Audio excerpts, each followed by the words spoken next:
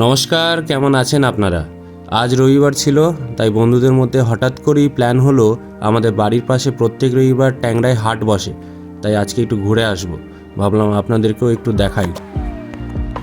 দেখুন, হাট শুধুমাত্র কিন্তু কেনাবেচার জায়গা না, এটা আমাদের গ্রামীণ বা মফস্বল এলাকার একটা জীবন্ত প্রতিচ্ছবি।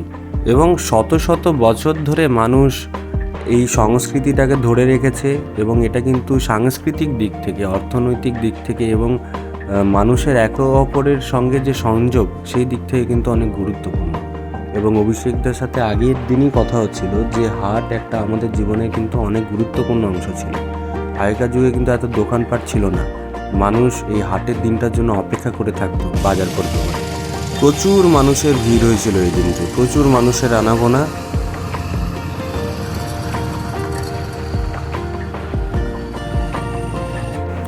এখানে কাপড়, প্যান্ট এবং বেল্ট বিভিন্ন জিনিস পাওয়া যাচ্ছিল। হাটের মাঝে লক্ষ্য করলাম অন্তত শতাব্দী প্রাচীন এই বটগাছটি নিজের কাজ কিন্তু অনায়াসে করে যাচ্ছে। সেটা হলো শত শত যাত্রীদের, আরোহীদের ছায়া প্রদান করে যাচ্ছে। এখানে পাখি বিক্রি হচ্ছিল। দেখুন, পাখিরা কিন্তু গাছের ডালে আকাশেই ভালো লাগে। যদি পয়সা কড়ি থাকতো, পাখিগুলোকে আকাশে ছেড়ে দিতাম। কাকিমা এখানে এই রোদে ছাতা নিয়ে বসে আছে, হাতের তৈরি ঝুড়ি, কুলো ইত্যাদি বিক্রি করছেন।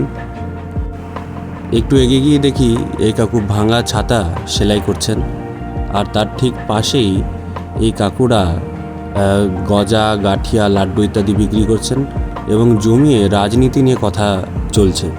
এখন কাকিমা এখানে এক থোক ঝাড়ু নিয়ে বসেছেন, এছাড়াও কুলো এবং নানান রকমের জিনিসপত্র পাওয়া যাচ্ছে। একটু এগিয়ে গিয়ে দেখলাম এখানে কিন্তু নানান রকমের আয়ুর্বেদিকের গাছরা, জড়িবুটি পাওয়া যাচ্ছে। এই কাকিমা গিরি গুগলি নিয়ে বসেছেন। আপনারা কখনো গিরি গুগলি খেয়েছেন? যদি খেয়ে থাকেন তাহলে কমেন্টে অবশ্যই জানাবেন। তারপর চলে এলাম মশলা মার্কেটে। এখানে বিভিন্ন রকমের গুঁড়ো মশলা, গোটা মশলা পাওয়া যাচ্ছিল।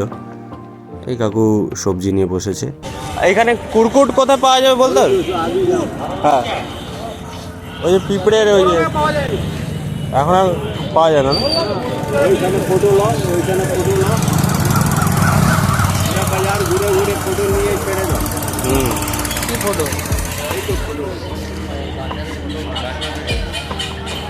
তারপর চলে এলাম গাছ মার্কেটে। এখানে কিন্তু বিভিন্ন গাছের চারা গাছ ও গাছের বীজ রয়েছে। এদিকে ওল গাছও দেখতে পেলাম এবং বিভিন্ন শাকসবজির গাছও দেখতে পেলাম। কাকিমা, মটকায় কি আছে গো? মটকায় কি আছে? গুড় আছে। সবজি মার্কেটেও প্রচণ্ড পরিমাণে ভিড় ছিল এবং গরমে আমাদের অবস্থা খারাপ হয়ে যাচ্ছিল। একটু এগিয়েই আমরা দেখতে পেলাম মাটির তৈরি কলসি, হাঁড়ি বিক্রি হচ্ছিল। এই গরমকালে মাটির কলসির জল খেতে কিন্তু খুব ভালো লাগে। তারপরে দেখলাম এখানে মাছ ধরার জাল বিক্রি হচ্ছে, তামার পাত্র, প্লাস্টিকের খেলনা, আরও কত কি। হাটের এখানের এই বজরংবলীর মন্দিরটা একটু দর্শন করে রওনা দিলাম বাড়ির উদ্দেশ্যে। আজকের মতো এখানেই ব্লগটা শেষ করছি। গেমে একেবারে ভিজে গেছি, দেখতেই পাচ্ছেন। দেখা হচ্ছে পরের ব্লগে। ততদিন ভালো থাকুন, সুস্থ থাকুন, টাটা।